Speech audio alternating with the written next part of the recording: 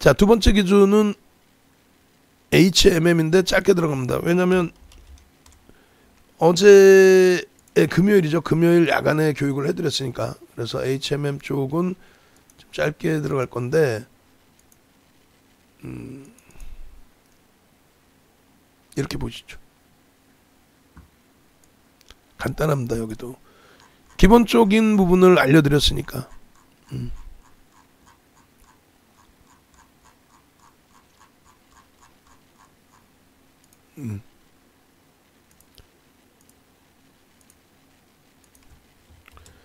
HMM의 기준 거래량 몇 주로 잡아드렸어요? 1500만 주 잡아드렸죠?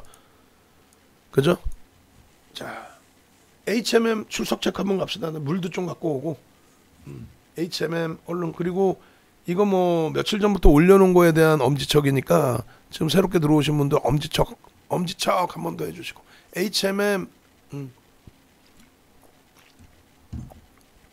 HMM 그렇죠. 얼른 시간 없어요. 1분이라도 빨리 해주셔야 제가 빨리빨리 진행을 하고 저도 빨리빨리 하죠. HMM 월요일날 HMM 어떻게 대처를 해야 되느냐. 다음 주가 이제 다수의 분수령이 있을 수 있어요. 오버슈팅 나올 때 주도 창구들에서 차익 실현할지 여부를 좀 보고, 그리고 다음 주 기준에 HMM의 기준이 어떻게 돼 있어요. 다음 주에 저쪽 우리 그 사는 쪽에서 여러 가지 이제 정책적인 부분에 대한 입장 표명이 있다고 그러죠. HMM뿐만 아니라 거기에 이제 HMM이 포함되어 있을 거니까, 그러면 HMM 기준의 시비를 어떻게 할 것인지, 그것에 대해서 불확실성이 해소된다라는 것은 상당히 긍정적으로 해석을 할 수 있단 말이에요. HMM 그렇죠. 흠 넣어주시고 좀 능동적으로. 그렇죠. HMM 그렇게 하시고, 조금 전에 이제 그 자료들도 드릴 테니까 HMM 그렇게 해서 여러분들이 요거 방송 자료 요것도 안 드렸구나. 요거 드릴게요. 요거 PDF 파일로 해가지고 내보내기 해서 드릴 테니까.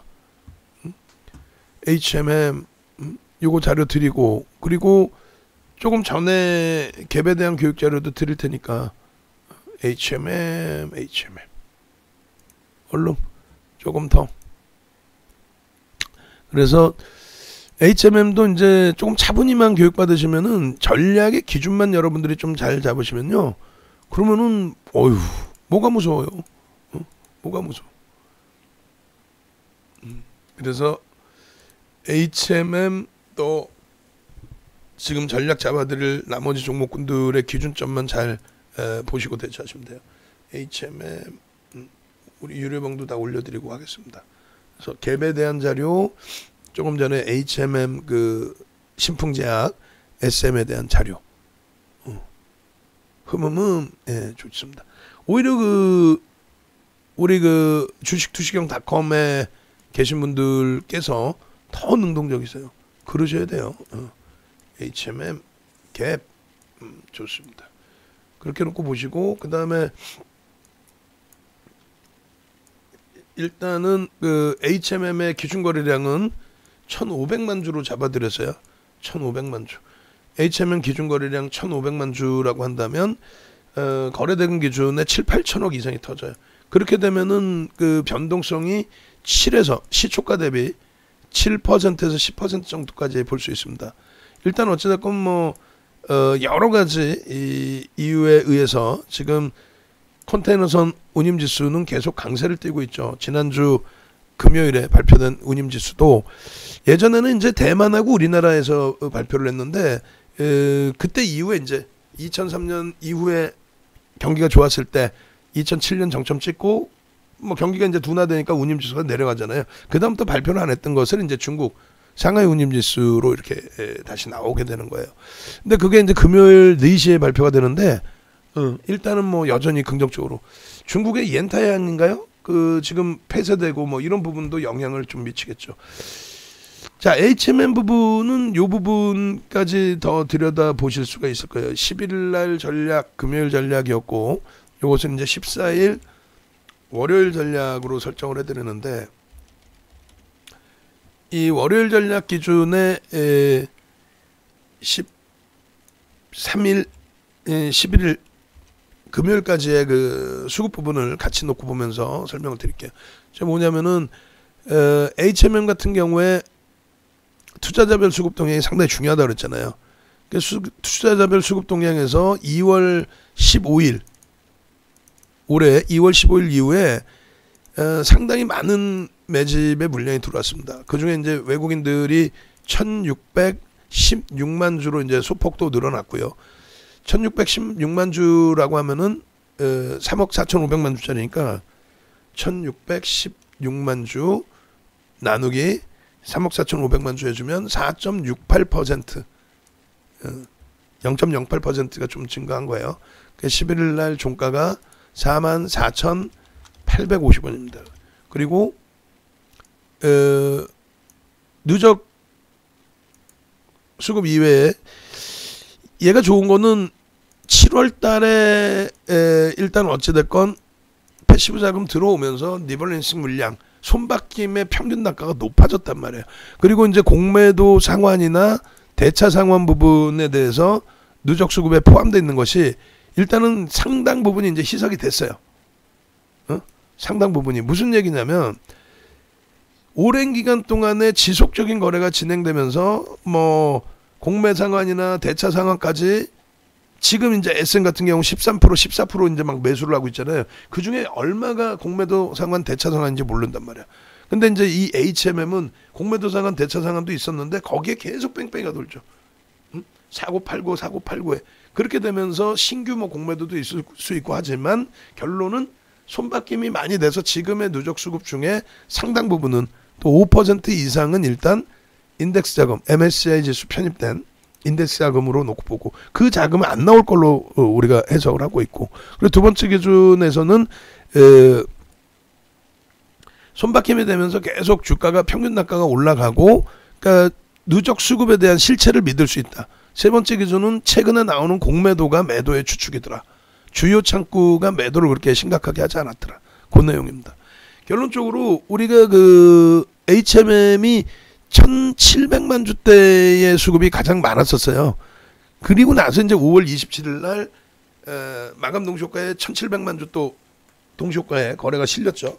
그렇게 되면서 손바뀜이 나왔고, 그죠? 그리고 이제 이렇게 고물량 이외에 손바뀜 나온 물량 이외에 뭐 일부 예전 물량일 수도 있고 공매도가 나오면서 비중이 줄어들었을 수도 있고, 그렇게 됐을 때 종가의 기준, 이것도 다 종가로 바꿀게요. 현재가가 아니죠. 종가죠. 종가의 기준. 또 이것도 종가의 기준이죠. 종가 대비해서 우리가 조금 버거워했던 게 뭐예요? 매수 평균 단가 대비 목표 주가가 4만 뭐 8천 원 형성돼 있는데 주가가 5만 원 넘기고 5만 1천 원 갈 때 그게 좀 부담된다고 그랬잖아. 근데 종가 대비해서 매집 평균 단가의 목표 주가가 더 높게 설정이 돼 있으면 프리미엄이 평균 단가보다는 일정 범위 있더라도 이들도 목표 주가가 이 정도 설정될 수밖에 없다. 그러니까 조금 편하게 갈 수 있다. 즉 무슨 말이냐면 매집이 된다라는 부분에 있어서, 매집이 된다라는 범위에 있어서 그 매집의 매수 평균 단가 부분을 이렇게 설정을 해드렸단 말이에요. 매집에 있어서 매집 매수 평균 단가, 그리고 그 단가 대비해서 들어 올려야 될 폭. 다시 얘기하면은 SM 같은 경우에 공매나 대차를 다 빼놓고 순수하게 매수를 했다고 쳐요. 그러면은 지금 시가총액이 1조를 넘기고 있는데 1조가 넘는 종목에 대해서 13%, 14% 가까이, 그럼 1,400억 정도를 매수했단 말이야. 매수하면서 주가는 올라가고 그들의 매수 평균 단가 있을 거 아니에요. 근데 그 예를 들면 SM이 매수 평균 단가가 대략적으로 4만 원이다. 지금 4만 원으로 4만 1,000원으로. SM의 매수 평균 단가가 4만 1,000원으로 잡히는데 4만 원이라고 잡고 그들이 물량을 1조짜리 1,400억 정도 매수했으면 그 물량을 털고 나가려면 14%니까 50% 이상만 놓고 잡더라도 일반적으로 100%까지 봅니다. 그럼 4만 원짜리에 50%면 얼마예요? 6만 원을 목표 주가로 보는 거예요. 그들이 6만 원까지 들어 올려놔야만 그들도 빠져나갈 수가 있어요. 농담이 아니라 우리가 우리끼리 시가총액 1,000억짜리를 15% 샀다고 칩시다. 유통 물량도 별로 없는데. 그럼 15% 우리가 샀어요. 그렇게 해서 우리가 10,000원의 평균 단가야. 그러면 우리가 15% 샀으면요, 요게 15,000원 정도 가 있어야지 우리가 150억을 두들겨 팼을 때 차익 실현으로 그나마 나갈 수가 있어요. 물론 뺑뺑이 돌리고 뭐 이러면은 더 위에서 차익 실현도 할 수 있겠지만, 또 외국인 기관이 작전하려고 들어오는 게 아니잖아요. 외국인 기관이 어떤 종목을 샀다라는 거는 명분이 있어야 돼요. 누구한테 보여줄 명분이 아니라 감사팀에서 너 이거 왜 샀어? 라고 한단 말이야. 어느 운영사든, 또 금융당국도 이거요 실적이 좋아서 이래 해서 샀습니다. 명확해야 돼요. 그러니까 정상적인 운영사가 바이오를 사는 경우가 거의 없어요. 바이오를 사는 거는 바이오 상품을 출시해서 그 자금을 운영하는 쪽이 일부 사주는 거지. 또 혹은 인덱스 쪽에서. 결론적으로 명분이 있다라는 거는 언젠가 그 명분이 불거진다는 거죠. 와, SM 왜 이렇게 샀어? 컨텐츠 경쟁을 좀 한대. 그래서 자회사 쪽하고 뭐 협업하는 것도 있고 실적이 좋아지나 봐. 업황이 좀 좋아지고 있대. 그럼 명분이 있어야 돼. 그게 맞든 틀리든. 그렇게 해서 그 명분이 어느 정도 시점에 와, 실적 이번에 되게 좋은데? 그럼 저평가 고평가 필요 없이 명분이 되니까 일단은 주가 움직이겠죠. 그러면 거기서 이제 차익 실현의 범위가 나오는데, 일단 어찌됐건 그 평균 단가가 올라서 있지 않으면 그들도 손실이라. 결론적으로 그래서 이 내용을 여러분들께 이렇게 잡아드린 그 흐름이 SM에서도 놓고 보시면은 2007년도 자료, 이 도서 자료가 있어요. 좀 이따 봐서 제가 한번 뿌려드리는지 할 거야. 이게 41페이지예요. 41페이지. 예? 어떤 내용이냐면은 한번 봅시다. 41페이지짜리 매직 관련된 내용을 2007년도에 윤정도 기분 좋다고 아무렇게나 만들어 놓고 이게 대법입니다. 이게 제 진리입니다. 여러분들은 세뇌가 돼 있잖아. 방송 나오면은 뭐 검증된 건 줄 알고. 아니야. 윤정도도 그렇고 여러분들이 검증하셔야 되는 거예요. 뭐 수익으로 검증한다 그게 아니에요. 데이터나 모든 걸 갖고. 이게 2007년도에 1조 이상 130종목 해가지고 윤정도의 ELW 공략비법 2권짜리 책 중에 2권에 들어있는 내용이에요. 저렇게 해서 수익률 대회 다 1위하고 한 거예요. 이 매집이 이렇게 삼성중공업의 예제, 또 동국제강 같은 경우도 이게 삼성중공업이죠. 동국제강 같은 경우에도 후판이에요. 이쪽에 12% 매집돼 있을 때의 예제, 시장에서 어떻게 흘러갔다, 중간에 어떻게 흔들렸고 시장이 무너지면서 어떻게 연동이 됐었고 그 이후에는 시장 대비 얼마큼 더 강세를 띄었고, 또 삼성 테크인 이런 식의 기준을 여러분들께 다 잡아드린 거예요. 그러면서 이제 여러분들께 항상 말씀드리는 게 주식수라든가 이런 부분은 꼭 알아야 된다. 마찬가지입니다. 지금 기준에서 매집에 대한 기준점, 이거를 굉장히 중요시 놓고 보시는 게 옳다라는 거고, 그 매수평균 단가 대비 5만원 이상을 들어 올리지 않는 한 이들도 손실로 나갈 수밖에 없는 기준이 된다라는 거를 설정을 해드린 거고, 그죠? 그래서 그 결론은 이런 부분까지 윤정도는 달달달달 애우면서 들여다보고 있으니 여러분들도 이 부분을 수익을 내면서 공부하시라는 거예요. 공부하면서 수익을 내는 게 아니라 이걸 배워서 내일 뭐 다 끝난 HMM 나중에 뭐 다음 달에 잡을 거예요. 수익 내고 왜 윤정도가 매매 사인을 들였는지를 들여다보고 그리고 대처를 하는 거죠. 결론적으로 상상을 초월하는 실적, 2분기 컨센서스 상향, 1분기 실적 뭐 예상치 9% 상향을 했는데 결론은 주가에 일정 반영이 돼 있다. 2분기 실적 좋은 것도 그렇고 1분기 실적도 주가에 반영이 돼 있다는 거예요. 거래대금은 최상위 10위 안에 들어와 있는데 5위 안에 들어와 있다가 10위 수준으로 밀려버린 거죠. 동네 창피하게. 그러면 안 돼요. 거래대금 여기서 죽으면 HMM도 끝나는 거예요. 거래대금 안 넣으면 안 돼요. 그래서 기술적 분석 접근에 1,500만 주 이상은 터져줘야 된다. 추세 범위에서는 1,000만 주만 터져도 추세는 나올 수가 있어요. 보실까요? 추세 범위에서는 거래량 기준이 뭐 최근에도 계속 거래량이 터져 있었기 때문에 1,000만 주만 터져도 거래대금이 어느 정도 돼? 5천억 정도가 돼버립니다. 1,000만 주만 터져도 5천억 가까이 돼. 그러면 순위 안에 들어와요. 1,000만 주면 뭐 거의 5위권 전후에 놓여져 있습니다. 근데 요거 가지고는 안 되는 거예요. 추세 정도 범위 가지고는 안 되고 요 1,500만 주 이상을 최소 정도, 그 다음에 2천만 주를 넘겨야 지금 이만큼 올라왔는데도 불구하고 여러분들이 야 이거 실적이 끝내줘요 라고 해가면서 따라붙는 이유가 뭐예요? 변동성 때문에 따라붙잖아. 어? 수익을 내고 싶어서 따라붙는 거지. 그죠? 이렇게 많이 올라왔는데도. 그러면 이렇게 많이 올라온 거에 부담이 되면 월봉도 로그 차트로 좀 보시고, 그리고 실적 범위가 반영이 됐는지도 좀 고민해 보시고, 일단 선반영이 충분히 돼 있다고 말씀드렸어요. 그럼 마지막에 이제 이슈 부분과 오버슈팅, 그들도 엑시트 해야 되니까, 빠져나가야 되니까, 그러면 그것에 대한 어떤 주가 변동이 나올 수 있을 만한 명분이 있어야 되겠죠. 그거는 일단은 뭐 계속해서 운임지수가 좀 강세를 당분간 떼어줘야죠. 우리가 관심 가지고 있을 동안. 그리고 2분기 실적도 뭐 어닝 서프라이즈급은 시장 예상치의 20% 이상 상회해야 됩니다. 근데 그 정도 나올지, 또 그렇게 나와도 일정 범위는 또 반영이 돼 있다. 지금 아주 저평가는 아니다. 그럼 거래대금 계속 터지고 이슈 부분이 되겠죠.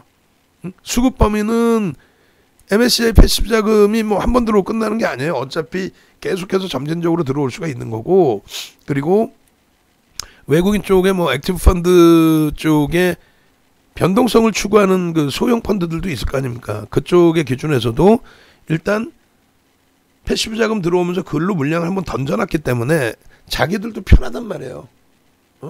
새롭게 접근하기도 편해. 물론 안 들어올 수도 있어.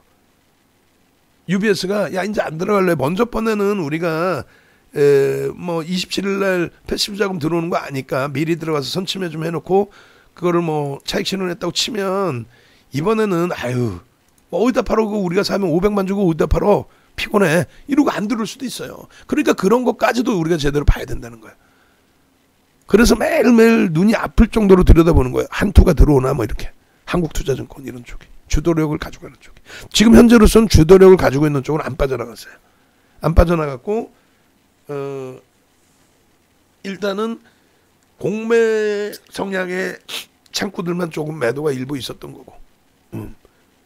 그리고 기관 쪽에 이제 연기금 매수가 주춤거리고 있습니다만 다시 확대가 될런지 뭐 이런 부분들 하나하나 차분히 보자는 거예요. 그래서 제일 중요한 부분은 이제 공적 자금 성향의 사는 자금이 6월 말에 이제 뭐 행사를 하든 뭘 기준을 잡아야 되는데 다음 주에 어느 정도 이제 그 윤곽을 잡아서 발표를 한다라는 게 시장 예상이죠.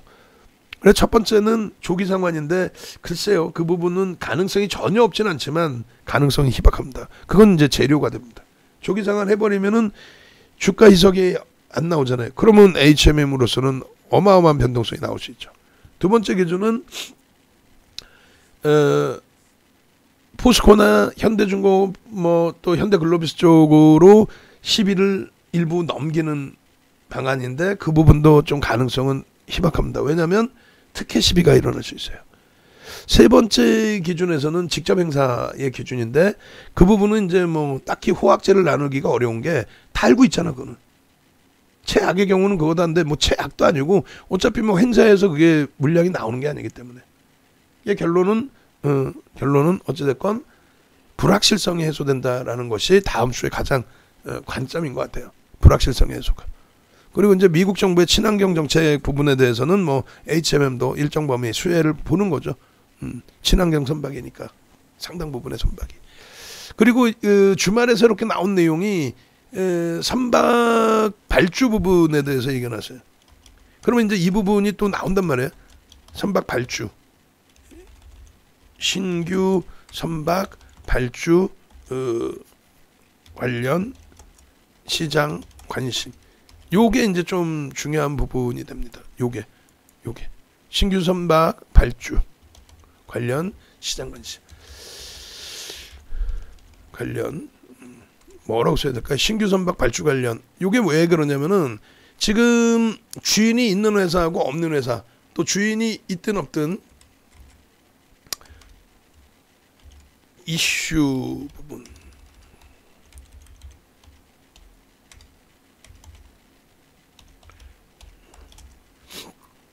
그렇게 하고 요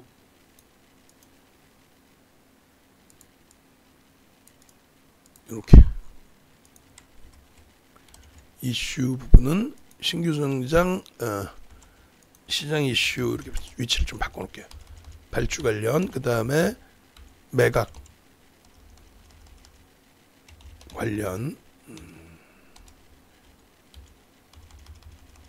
매각이라고는 시비 행사 이렇게 보죠. 그렇게 해서 요 부분이 신규 선박 발주 부분 관련해서 요 부분이 기존에 이제 그 산은에서 계속 지원을 해줬잖아요. 정부 차원에서 그 5개년도 발표를 했고 내년 뭐 내후년까지 이렇게 들여다보는 기준이 되는데 배를 한 척 한 척 산다라는 게 발주한다는 게 그게 뭐 만만치가 않죠. 그래서 치킨 게임을 한다는 기준이 대형 해운선사가 발주를 많이 하고 그러고 나서 이제 운임료를 뭐 좀 낮춰버려 가지고 그렇게 해서 나머지 이제 소형사들 못 견디게 다 날려버리고 자기네들이 독점하는 식으로 이렇게 이제 진행한다. 근데 올해 들어서 이제 그 한경 쪽 한국경제신문 쪽의 기자 한 분이 써놓은 그 글이 많이 와닿는 부분인데 세계선사 10위 안에 들어가 있으려면은 선박이 지금 선박만 가지고는 안 된다 이거예요. 더 발주를 해야 된다. 근데 정부 차원에서 얼마큼 더 지원을 해줄 수 있느냐. 나중에 매각이 됐을 때 특혜 시비가 붙는 거 아니냐. 이런 기준의 시각으로 약간 이제 부정적으로 쓴 거예요. 10위 안에서 밀린다. 다른 쪽은 다 신규 발주를 했는데 10위 안으로 밀릴 수 있다. 10위 안에서. 근데 그 부분에 대해서 이제 한쪽 편으로는 그러니까 빨리 민영화를 해라 라는 뉘앙스도 있었고 여러 가지 복합적이에요. 근데 이제 제가 보는 관점은 뭐냐면 요번에 이제 신규 선박 발주 관련해서 약간 코멘트가 나왔단 말이에요. 주말 사이에. 그럼 뭐냐면은 신규 선박 발주를 해주겠다라고 하면은 그것이 이제 그것 때문에 변동성이 좀 커질 수 있는데 제가 볼 때는 호재라는 거죠. 왜? 정부에서 또 지원해 주는 거야. 아니 막말로 HMM이 잘해서 이렇게 실적이 나와 그게 아니라 정부에서 그냥 막 돈을 뿌려준 거죠. 그렇게 해서 배를 막 확보해 줬는데 해주다 보니까 이거 대박이 났어. 다른 데 배 확보하기 전에 HMM이 배를 먼저 확보해 놓은 거야. 그래서 실적 개선폭이 뭐 업황도 개선되고 하면서 어마어마하게 실적 개선폭이 나온 거죠. 자력의 힘도 분명히 있겠지만은 그 자력보다도 돈이 없었으면은 선박 확보 못했으면은 아니 페노션도 뭐 배 한 몇 채 사주지 왜 정부가 대한해운도 배 몇 채 사주지 왜 그런 게 이제 특혜 시비 부분이 일정 범위 된단 말이에요. 그러니까 뭐 대세적인 부분에서는 우리나라 뭐 수출 기업들 물동량 기준을 컨테이너선 확보하기 어려워서 뭐 지원도 해주고 여러 가지 좋습니다. 결론은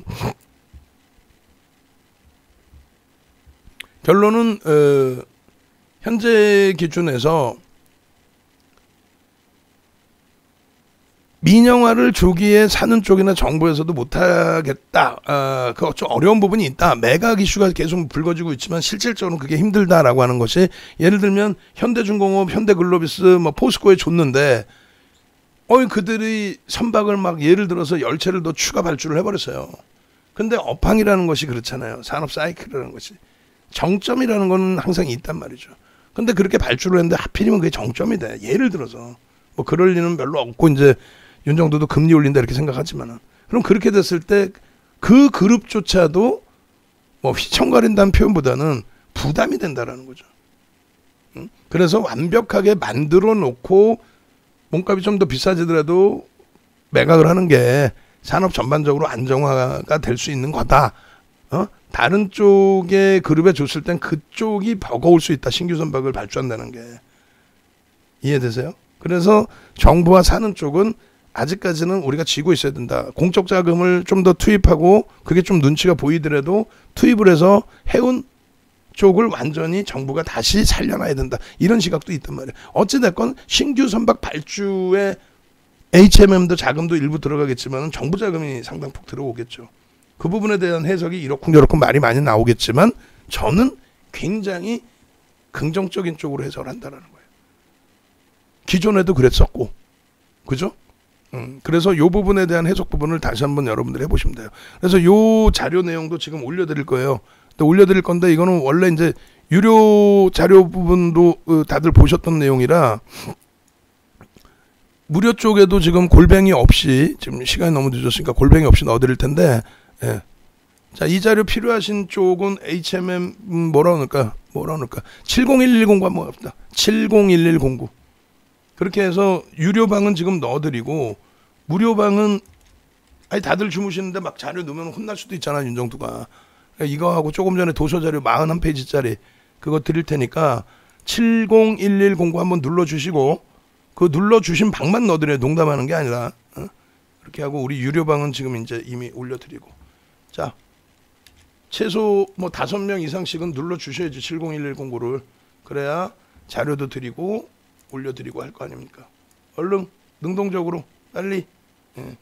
701109 701109 그렇게 해서 자료도 좀 받으시고 공부도 좀 하시고 그죠?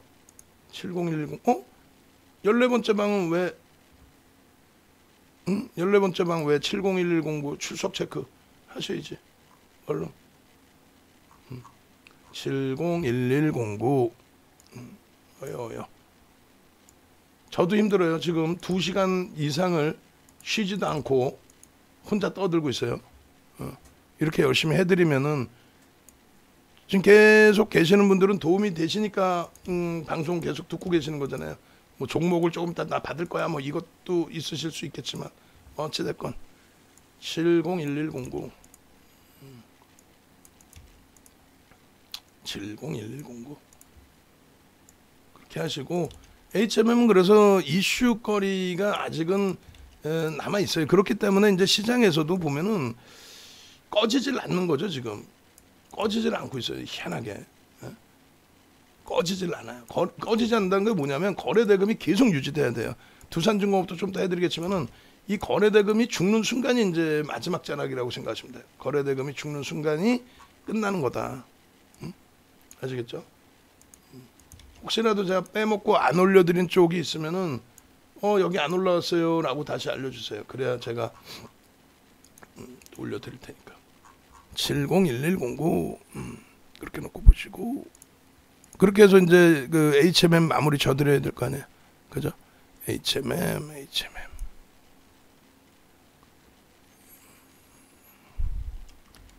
그래서 HMM은 실질적으로 이제 목표 주가는 한 6만 원 이상으로 보고 있어요. 근데 이제 1차적으로 뭐 5만 원 또 5만 5천 원 이렇게 보는 거고 6만 원 이상까지의 흐름을 사실상 들여다보고 있는 거죠, 지금. 그 정도의 거래 대금이 계속 살아 있다라는 거는 그만큼 시장에서 계속 지켜보고 있다. 거기에 이제 조금 이따 바로 보여드릴 수급 범위가 만만치 않다라는 거예요. 수급 701109. 자, 마저 보겠습니다. 이렇게 해서 이제 HMM을 여기서 쭉 보시면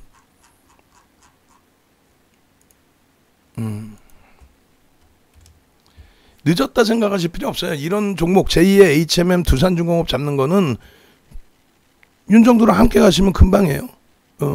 그렇게 해서 수익을 내시고 교육을 받으시라는 거예요. 교육 받고 나중에 수익 내신다 생각하지 마시고.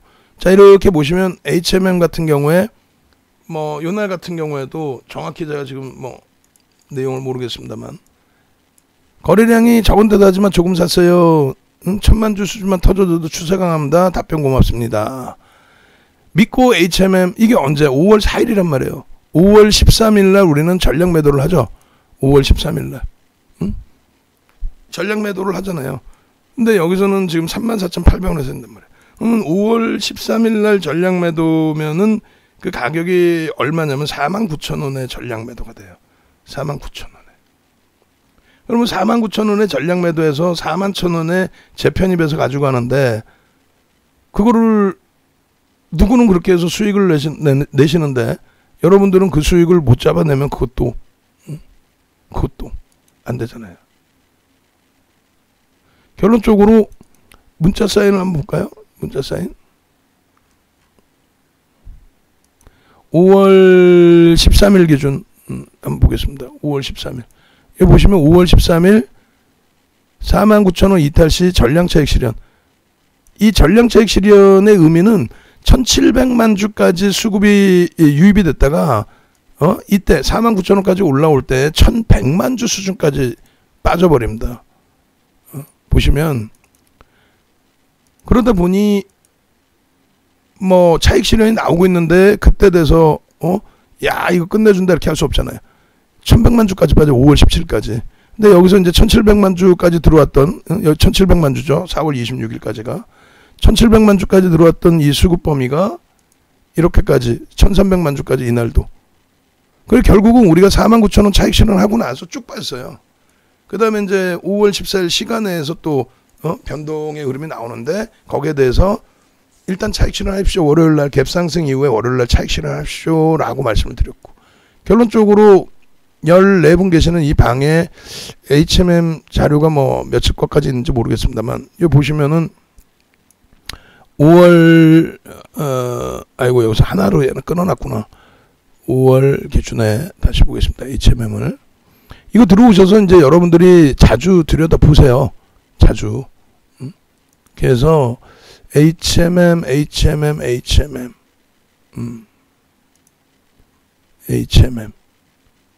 여기서 볼까요? HMM 5월 10일, 5월 13일 한번 보시죠. 뭐 이런 걸 보셔야 여러분들이 조금 이제 감흥이 와닿죠. 5월 13일 기준에 이렇게 함께 가시면 이제 이런 고점 잡아서 수익을 잘 내실 수 있는 거고, 지금도 마찬가지. 그 중간에 장중에 제가 이제 매매 사인을 드리거나 했을 때 채팅방에도 올려드리잖아요. 그거를 이제 잘 따라오셔야 돼. 그게 어려우실 때 이제 같이 움직이셔서 어떻게 한다고요? 문자 사인 받고 차익 실현하시면 되죠. 좀 전에 49,000원 문자 차익 실현 사인이 있었잖아요. 10시 기준에. 여기 보시면 어떻게 됐어요? 49,000원에 딱 박스 쳐드리죠. 그럼 요게 5월 13일이란 말이에요. 5월 13일에 조금 전에 그 보신 화면 다시 보겠습니다. 요 방을 5월 달에 열어놨었나요? 13번째 방도 있고. 13번째 방에 5월 13일 검색해 볼게요. 05월 13일. 있죠? 여기서 보시면은 HMM이 있는지 한번 봅시다. HMM이 10시 때에 차익 실현 범위를 설정을 해드렸거든요. 조금 전에 이제 보신 것처럼 요거 여기 보시면은 10시 조금 전에 5월 HMM을 요걸 보여드린 거란 말이에요. 10시 9시 40분 5월 13일 9시 40분. 그래서 나중에 요 링크도 한번 들어와서 보세요. 한번 여러분들이 직접 직접 보시고 이제 대처하실 수 있는 기준이 돼야 되겠죠. 저 보시면 5월 13일에 HMM 기준에 정확하게 여기 써 있습니다. 9시 46분이고 우리는 이제 9시 40분부터 녹화가 들어간 거고, 그렇게 해서 유료 방송에서 녹화한 걸 그대로 영상 파일로 드렸어요. 그러면 이걸 보통 한 20분씩 녹음하거든요. 20분 다 녹음하는 사이에 주가가 49,000원 유지하고 있으면 땡큐한 거고, 유지를 못하면 이제 다른 분들보다 한 템포 늦어지는 거죠. 요 보시면 매직 계산기 요거잖아요. 2% 49,000원. 요 잘라서 다 차트까지 다 올려드린단 말이에요. 그러면서 이제 수급 범위까지도 이게 지금 누적 수급이 이렇게 줄어들고 있습니다. 줄어들고 있습니다. 10일까지 기준에 7.21%까지 올랐는데 외국인들 수급 범위가 조금씩 부담이 되고 있습니다. 결론적으로 여기서도 보시면 다시 보시면 요걸 여러분들께 이게 잘라드린 거란 말이에요. 요 화면이란 말이에요. 요 화면. 지금 몇 시에요? 이게 뭐라고 돼 있어요? 9시 56분 28초에 49,950원이죠. 4.94% 올라와 있고 오버슈팅이 아닌데도 불구하고 이 부분을 여러분들께 차익 실현 범위로 설정을 해드렸단 말이에요. 여기 보시면은 어떻게 돼 있어요? 9시 56분 9시 40분부터 16분 녹화한 거 지금. 그러고 나서 49,000원 이탈되면 전량 차익 실현 문자까지. 문자까지. 그러니까 이런 동영상들을 미리 보시려면은 어떻게 해야 돼요? 여러분들이 구독 알람 신청을 먼저 하셔야 돼. 그 다음에 14일날 금요일날 장 마감 이후에 그 실적 발표가 나오죠. 실적 발표 나오는데 예상치를 뛰어넘지는 않았어요. 예상치를. 여기도 보시면 이렇게 올려드렸잖아요. 자, 우리는 49,000원에 차익 실현을 했습니다. 13일날. 근데 이게 14일날 장 끝나고 올려드린 거거든. 177분이 좋아요를 눌러주셨어요. 시간에 폭등하고 있는데 주봉의 개별 목표주가 55,000원으로 상향하는데 MSCI 매각 이슈 지속되고 있는데 결론은 어닝 서프라이즈급은 아니다. 그러니까 여기서 접근 범위를 가져가기보다는 밀려 내려오면 차익 실현을 해야 된다라는 거를 이제 녹화를 해드린 겁니다. 그럼 이거를 여러분들이 미리 보셔야 된다는 거예요. 미리 14일 날 6시 이런 거를. 그렇게 해서 이날 같은 경우에도 결론은 문자 사인이 조금 전에 이제 보여드린 것처럼 문자 사인이 없어요. 13일 이후에 보시면 전량 차익 실현 했잖아요. 이렇게. 그죠? 전량 차익 실현. 그리고 14일, 15일 뭐 없어. 14일 금요일도 없고 16일 월요일도 없고 17일 화요일도 없어. 그러다가 18일 날 드디어 42,200원. 그죠? 20일 날 43,000원.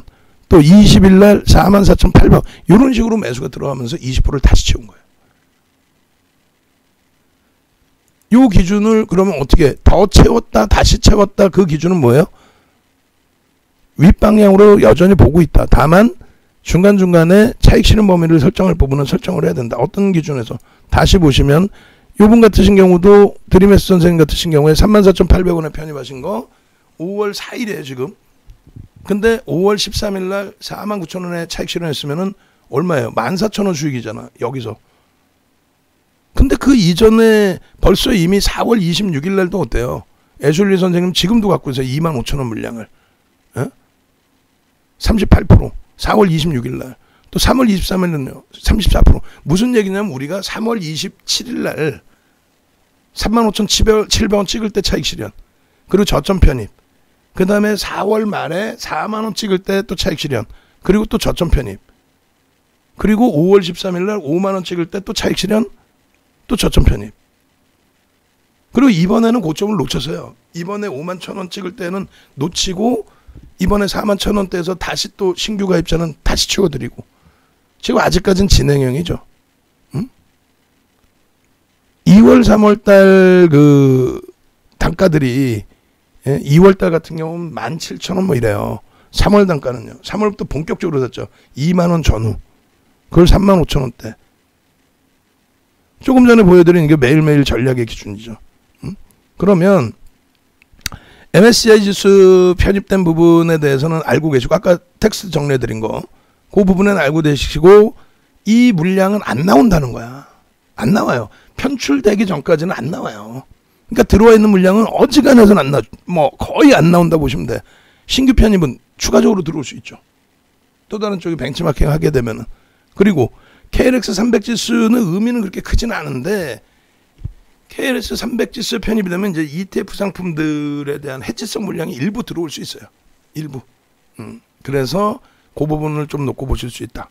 그리고 추가적으로 이제 매집 부분은 좀 전에 교육을 해드렸으니까 지금 5%는 채 안 되지만 5% 수준 플러스 인덱스 상품 쪽은 51,000원입니다. 56,600원 정확히. 56,600원에 1,700만 주 5%가 그냥 묶여 있는 거야. 걔네들은 편출되기 전까지는 물량 안 나와요. 차익 실현도 안 해. 왜? 비율대로 그냥 가져가는 거니까. 인덱스 상품이라서.